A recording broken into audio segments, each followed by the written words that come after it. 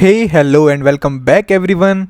Welcome back to the channel. We are continuing our exploration of MEG-05 literary criticism and theory, and today we are diving deep into the very first unit of block number 1, literature criticism and theory. This unit is the concentrate of the entire course. Think of it as laying the essential groundwork for understanding all the complex and fascinating ideas we'll be encountering later on. In this video, we'll break down each of these three key terms, literature, criticism and theory, and explore how they relate to each other. My goal is to make these concepts clear and accessible, so let's get started. Let's begin with the first term, literature. Now, what exactly do we mean by literature? It might seem like a simple question, but it can actually be quite complex. Traditionally, literature has often been defined as written works considered to be of artistic or intellectual value. This might include novels, poems, plays, short stories, and essays. These are often seen as having a certain aesthetic quality, using language in a creative and imaginative way. However, the definition of literature has evolved over time. Today, we often consider a broader range of texts as literature. For example, some might argue that certain kind of non-fiction like memoirs or even well-written journalistic pieces can also be considered literature due to their narrative skills and insightful content. Think about it. What makes a piece of writing stand out as literary? Often it involves, first point, creative use of language. Literature often employs figurative language, imaginary symbolism, and different stylistic techniques to create a particular effect. Next point, exploration of human experience. Literary work often delves into the complexity of human emotions, relationships, society, and the world around us. Artistic merit. There is often an expectation of a certain level of skill and artistry in the way that language is used and the story is told. Enduring quality. Many works considered literature have a lasting impact and continue to be read and appreciated across generations. It is important to remember that the boundary of what constitutes literature can sometimes be blurry and often debated. What one person considers literature, another might not. This very question is something literary critics often grapple with. This leads us our second key term, criticism, or more specifically, literary criticism. Simply put, literature criticism is the systematic study and evaluation of literature. It's about going beyond simply reading and enjoying a text to actively analyzing it, interpreting its meaning, and making judgments about its quality and significance. Literary critics ask questions like, what is the author trying to say? What does the text achieve its effect? What are the underlying themes and messages? What is the social, cultural, or historical context of the work? How does the work compare to other literary work? Literary criticism is not just about finding fault or pointing out flaws. In fact, it can be very positive and focus on appreciating the strengths and artistry of the particular work. It aims to deepen our understanding and appreciations of literature by providing different frameworks and perspectives for analyzing it. Think of it like this. You might enjoy a delicious meal, but a food critic will go further. They'll analyze the ingredient, the cooking techniques and presentations, and how it compares to other dishes they have tasted. Literary critics do something similar with text. There are many different approaches to literary criticism, and we'll be exploring many of them throughout this course. These approaches or theories, as we will discuss next, provide different lenses through which to examine literature. And that brings us to our third term, theory or literary theory. Literary theory provides us with the underlying principles and frameworks used to analyze and interpret literature. Think of it as a set of tools or the intellectual toolbox and literary critics use in their work. A literary theory offers a particular way of looking at literature, focusing on certain aspects and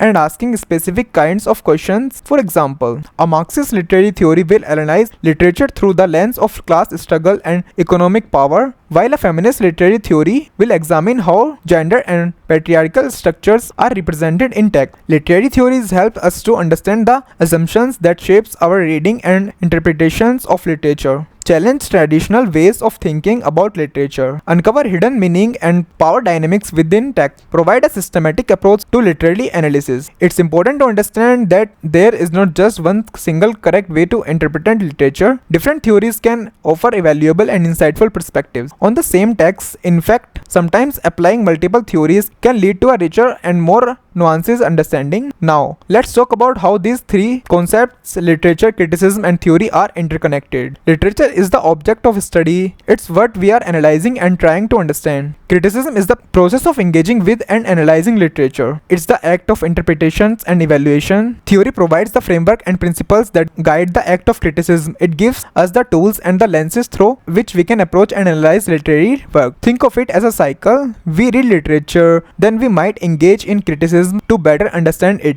And literary theory provides us with the different ways we can conduct that critical analysis. Our understanding of literature can also influence and shape our critical approaches and even lead to the development of new theories. So as you can see, unit number 1 of block number 1 in MEG-05 lays the foundation of introducing these crucial concepts, understanding what we mean by literature, what literary criticism entails, and how literary theory provides us with different analytical tools is absolutely fundamental for everything else we'll be studying in this course. In the upcoming videos, we will diving into the history of literary criticism, starting with the classical period and moving through various schools of thought and theoretical approaches. This foundational understanding from unit number 1 will be essential as we explore these different critical traditions. What are your initial thoughts on these concepts? Did anything particularly stand out to you? Let me know in the comments below. Also, if you found this explanation helpful, please give it a thumbs up and subscribe for more videos on MEG-05. In the next video, we will be diving into unit number 2, overview of Western critical thought. So stay tuned. Thanks for watching and I'll see you in the next video. Bye bye.